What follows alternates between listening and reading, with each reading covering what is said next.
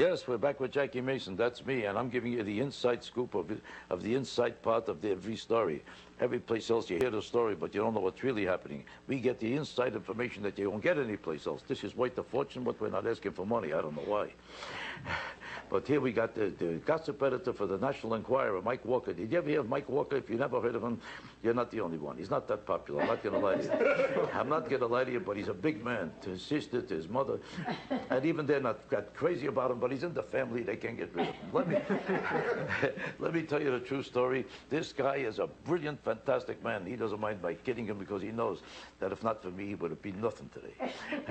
This man is the top gossip editor in the world. He is the top gossip editor of the National Enquirer, which they used to say 20 years ago, makes up stories. Meanwhile, right now, the New York Times is getting the information from the National Enquirer on certain major stories that they broke a number of times, and they have been breaking more news stories and more original, more creative, and this guy is the best detective and finds out exactly the behavior that you don't hear about of the stars of America. He's going to tell you what's happening with Tom Cruise, with John Travolta, with all the front they put up and the fake they put up, and here's what's really happening. Hello, Mike Walker. How are you, Jackie? How do you do? How do you do? I do very well.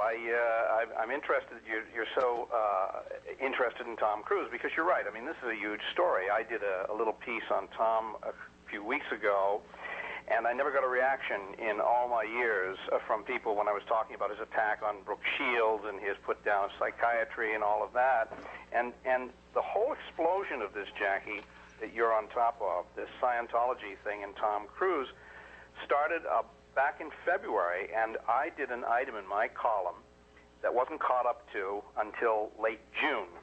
And I said, congratulations to all the other rags around the country, the New York Daily News and others, for catching up with my exclusive of 3 months ago. And I told readers how Tom Cruise, who's always kept Scientology a little bit in the background, had persuaded studio executives, Warner Brothers, to let him erect tents on the War of the Worlds set, where cast and crew got free massages, but in return for listening to the masseuses coo seductive Scientology propaganda in their ears and sell them books by L. Ron Hubbard.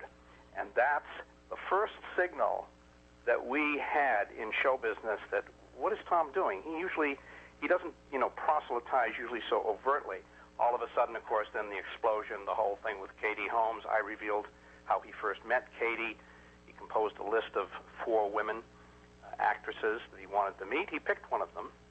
And the next thing you know, she was at the Scientology Center, and of course the rest you know. He's hopping on couches, and he has really antagonized an awful lot of people with the way he's pushing Scientology, which, as you know, is a religion that tells us that 75 million years ago, aliens came to Earth, they died, their spirits infest our souls, and the souls must become clear. That's the goal of Scientology, to make yourself clear. So there you are, Tom Cruise all over the news. Let me ask you a question with Scientology. Is it, in your opinion, a totally fake religion that's there just to mind control people and steal their money and take advantage of them? And what is Scientology really doing? Well, to be really fair, and yeah. I'm a journalist, and I don't care what the story is. I just want it. And to be fair, Jackie, yes. There are a lot of religions that have kooky aspects, and a lot of religions that practice mind control, and a lot of religions that try to get your money. But in the case of the Scientologists, I guess one of the things that really made Scientology come to the forefront as far as the National Enquirer is concerned was the case of this woman named Lisa McPherson. I don't know if you've ever heard of the case, but many years ago down in Clearwater, Florida, this young woman who was working with the Scientologist publishing company got into an accident, a car accident. And she wasn't hurt too badly. She got out of the car, took off her clothes, started walking down the street, and when paramedics caught up to her, she said, "I need help. I need to talk to somebody." They took her to a hospital. Scientologists showed up, took her out of the hospital. It was actually a psychiatric treatment center, and Scientologists, as Tom has told us, do not believe in psychiatry, all right? So they take her out of the psychiatric unit. They take her back to the Scientology headquarters in Clearwater, Florida. They keep her for 17 days. The record shows, according to the medical examiner, she was given chloral hydrate, injections of magnesium. And remember, this is Tom Cruise telling us that, of course, they don't do things like that. And the next thing you know, this girl shows up at a hospital, and she's dead. There was a big, there was an attempted prosecution, which fell apart. Then there was a great big civil lawsuit, which the Scientologists settled after a 7-year battle. Now, here's what's interesting, Jackie. In the last 2 years of this young woman's life, and she was by no means a rich woman, she had paid $97,000 for Scientology courses. So what does that tell you? Wow, wow. This is unbelievable. So in other words, Scientology denies the whole idea of anything, of medicine, of psychiatry, of anything that could be done for people who are sick or need help. They deny the whole idea of medical treatment of any kind, and you're supposed to get better through the air. Through what? What's well, remember, in this suit, I mean, one of the charges against them was practicing medicine without a license. So, here they're practicing medicine. And Tom Cruise tells us that, conventional medicine, using drugs or psychiatry to help somebody with a problem, let's say like Brooke Shields, postpartum depression, she's supposed to take vitamins and do exercise.